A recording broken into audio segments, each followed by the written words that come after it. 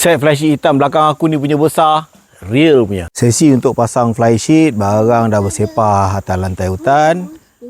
Let's go. Woi, besar babe.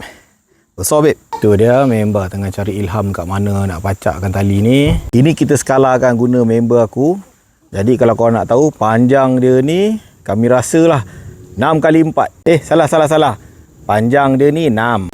Lebar dia ni 4. Penyudah ada jadi macam ni geng. Dia punya besar. Hui. Jom kita tengok kualiti material dia pula. Material macam ni okey dah. Yang ini biasanya material yang untuk harga ekonomik. Di sebelah dalam ni ada silver lining. So benda-benda ni dia akan menyebabkan kemah kau tak rasa bahang sangat di waktu tengah hari. Di setiap tab dia ada buat basic reinforcement supaya bahagian tab ni boleh bertahan lebih lama.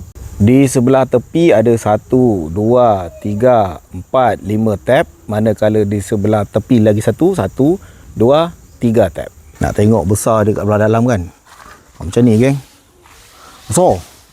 Tapi mungkin aku kalau mendaki gunung pakai fly ni, aku kena pakai tali tulang lah. Aku tak boleh pakai pole macam ni. Pendapat korang macam mana untuk flysheet besar macam ni? Letakkan di ruangan komen.